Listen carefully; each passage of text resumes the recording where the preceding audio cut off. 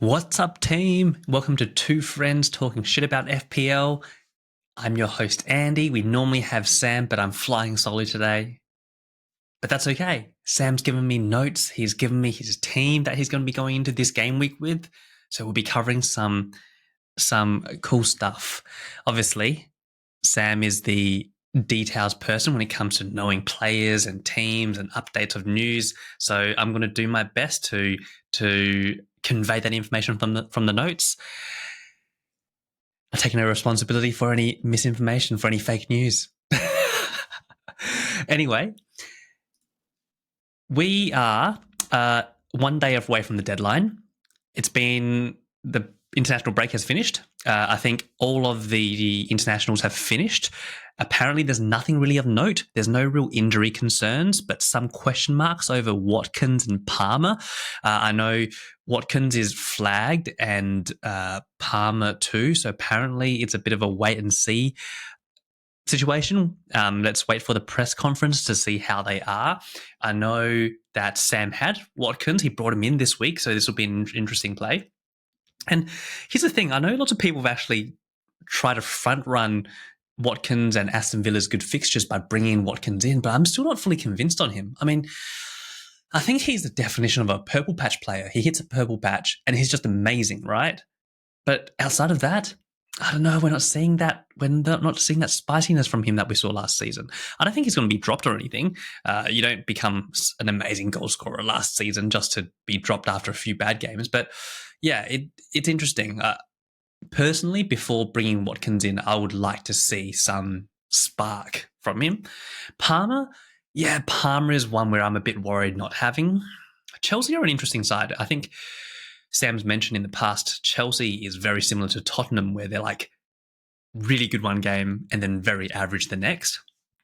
But we saw how amazing Palmer could be last season. It's just that this season, he's $10.5 million. Anyway, another update we have is Champions League starts this week. City, Arsenal, Liverpool, and Villa all have a game.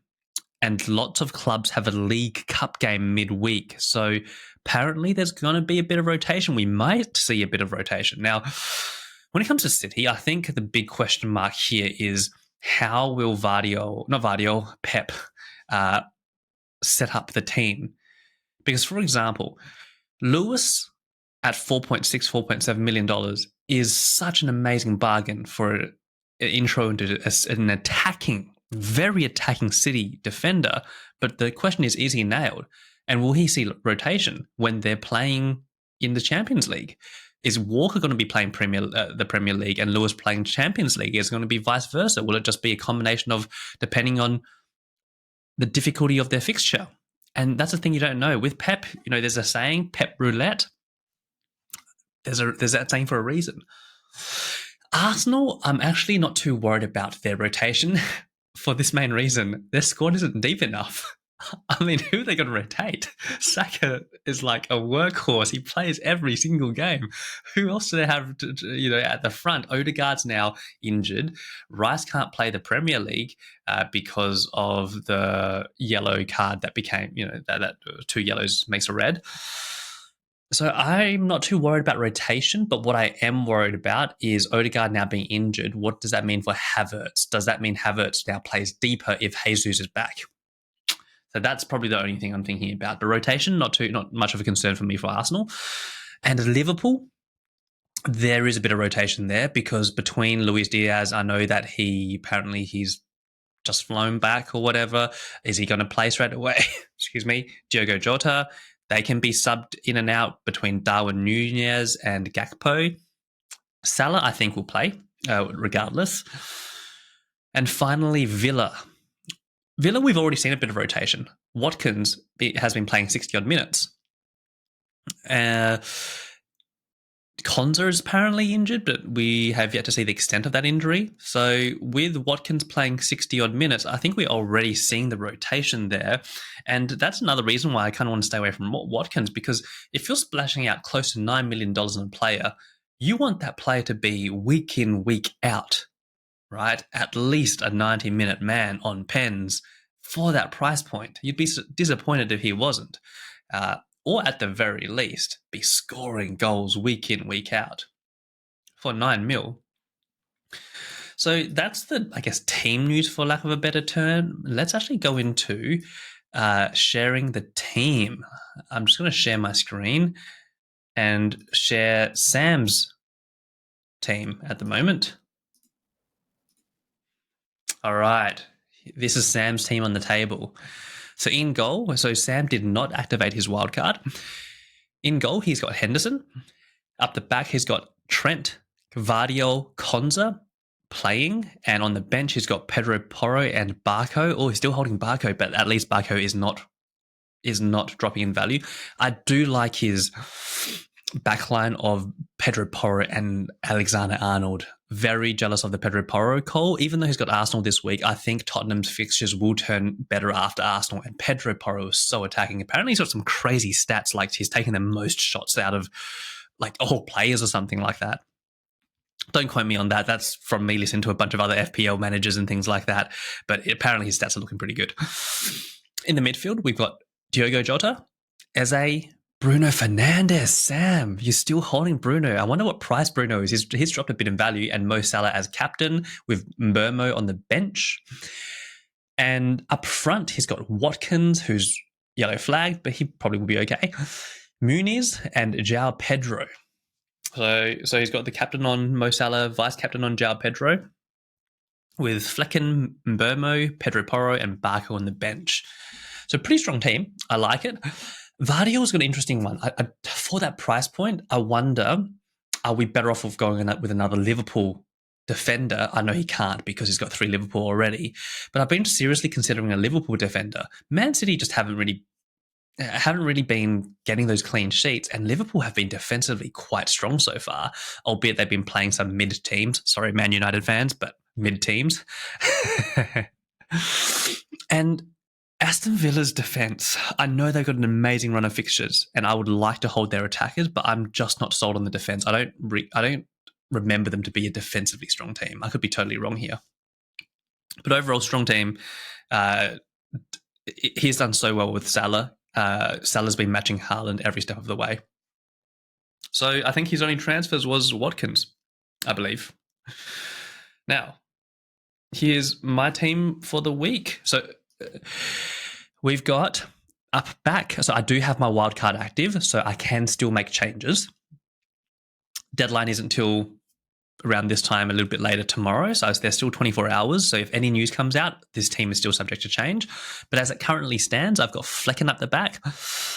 I've been bringing Henderson in and out. I like Henderson, but Brentford will go on an amazing run of fixtures after Man City. Man City is a bad one, but I'm just going to play him anyway. He could get save points. You never know. And Stolacic, I hope that's how you pronounce it. I'm keeping him. He's not going to go down in price. He's injured. He's not back till January. Here's my $4 million just placeholder. I did have Fabianski, but the thing is, Fabianski depends. If Areola is injured for a while, Fabianski will be an amazing pick, but we just don't know. So I'd just rather not deal with having to transfer someone out if we think they're going to lose value. You know, you guys know I'm a massive team value person. I almost play the team value game as much as I play the points game, which is probably really dumb, but still, I just can't help myself. So up the back, I've got Alexander-Arnold. Look, I've been umming and ahhing about him because for a 1 mil less, you're getting other players from Liverpool who are getting the same points. So is he worth $1 mil more? But apparently his stats are good. If we look at his expected goals, at least in Ipswich and Brentford, expected assists 1, expected goal involvements 1, expected assists for Brentford 0.5, expected goal involvements 0.6. They are huge numbers. So the numbers are there, which means maybe he's just been unlucky. So I'm going to give him a bit longer. And up the back, I've also got Mazraoui from Manchester United, and I know I called this team mid. For me, Man United will have some decent fixtures coming up. Southampton, then Crystal Palace, Spurs, probably no. Aston Villa, yeah, probably not. But then Brentford, West Ham, Chelsea, probably not. Leicester, Ipswich, Everton. They got a decent run of fixtures coming up.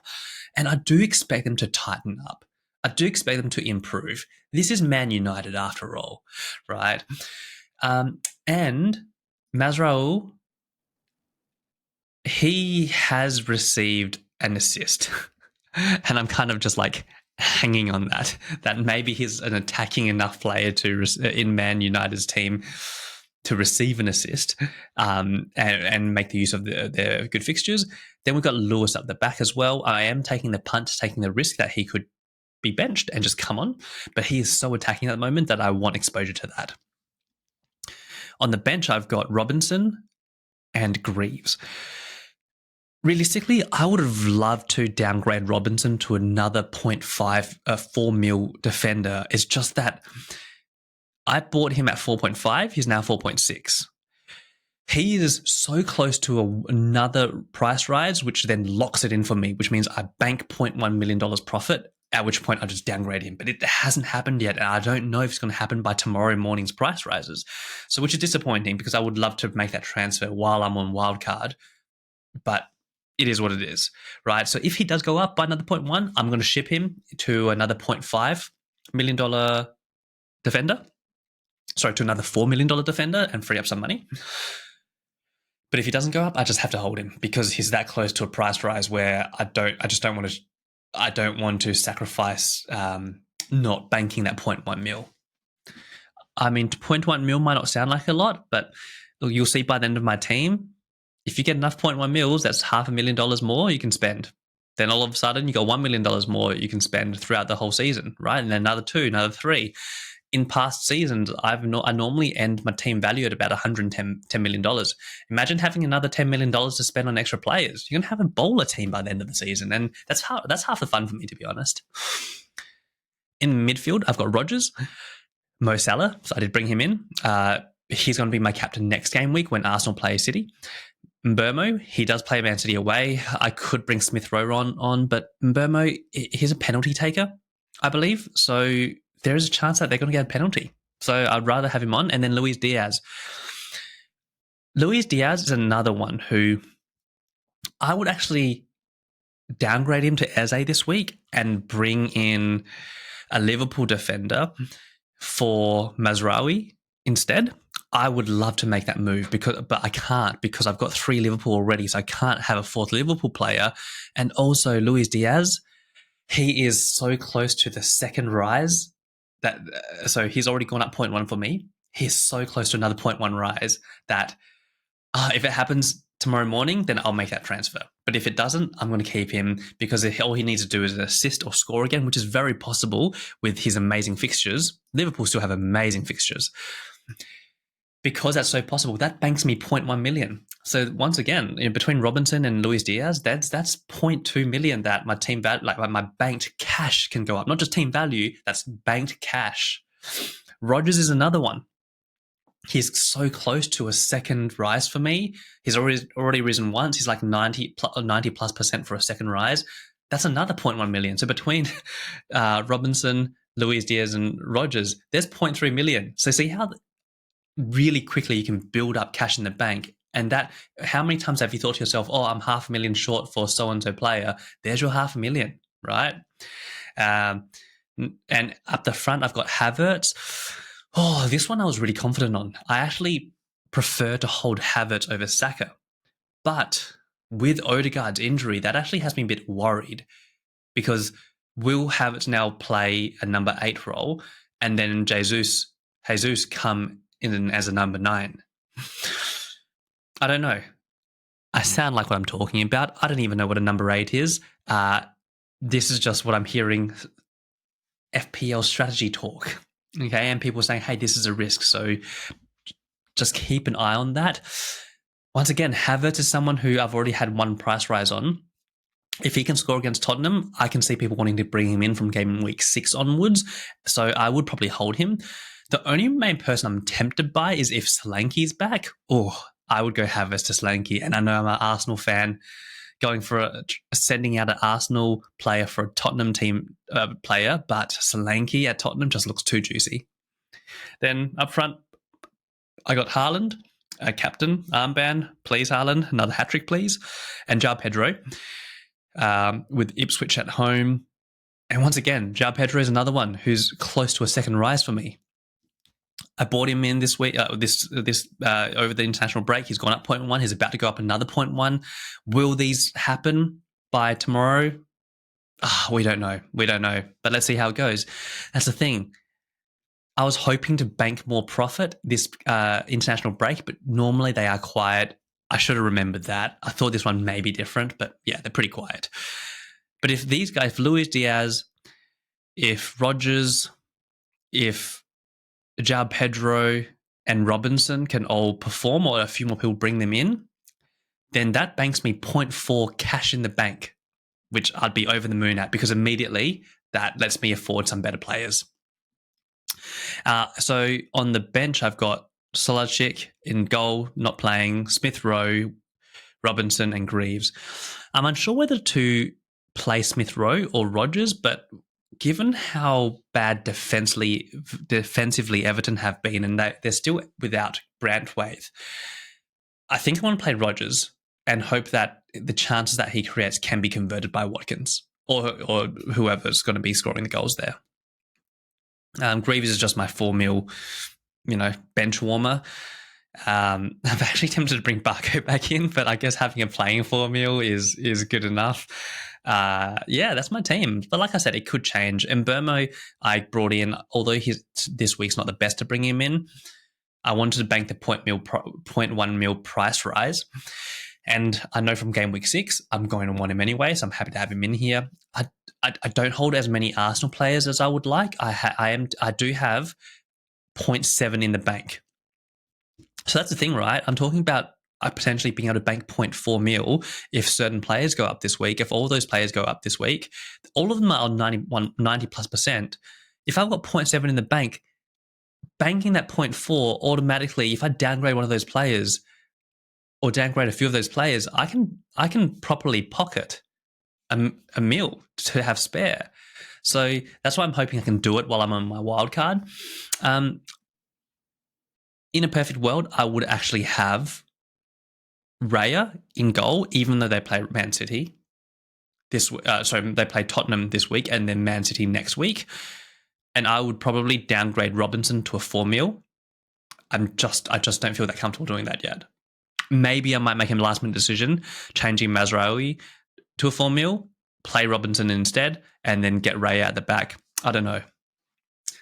The other transfer I would make is downgrade Luis Diaz to Eze, because at 6.9 mil, happy to own Eze at that price with Crystal Palace's fixtures, and then upgrade Flecken to the Liverpool goalkeeper. Alex Becker? Is it Alex Becker? I don't know. Alisson Becker? I don't know. Anyway, the Liverpool goalkeeper. But we're just got to see how the things play out for Luis Diaz from a price rise point of view. Yeah, there we go. So that's my team. I don't think it'll change too much. I'm going to go with Salah and Haaland for the foreseeable future. Because of my money in the bank, this always allows me to transfer Salah out if he's got a difficult fixture and bring in another premium mid and then transfer Salah back in. So I think I'm going to keep Haaland for this season. He just looks too good. Yeah, I mean, let's see how the cookie crumbles this week. Let's see how the games all play out. Looking at the fixtures, I don't know why, right? But it looks like it could be a really high-scoring game, week. Southampton, Man United. Southampton aren't great defensively. Man United haven't been great defensively, although they did keep a clean sheet against Fulham. Brighton have been very attacking. Ipswich scored a goal against Man City. Crystal Palace, Leicester. Fulham, West Ham, I can see goals happening. Liverpool, Nottingham Forest, goals happening. Man City, Brentford, goals.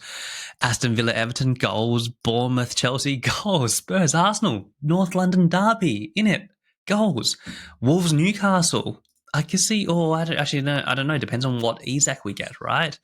But I can see some goals this week. I can see some big scores. But normally when that happens, it's probably pretty crap. So we don't know. Anyway, that's our team. Let's see how we go. Catch you next week. Thanks for joining us. If you liked this episode, liked our episodes, please give us 5 stars on Spotify. If you're watching on YouTube, give us a thumbs up. Give us a comment. We're just 2 friends talking shit about FPL. Today being 1 friend. We're just doing this for a bit of fun. So any feedback would be appreciated. Catch you next time.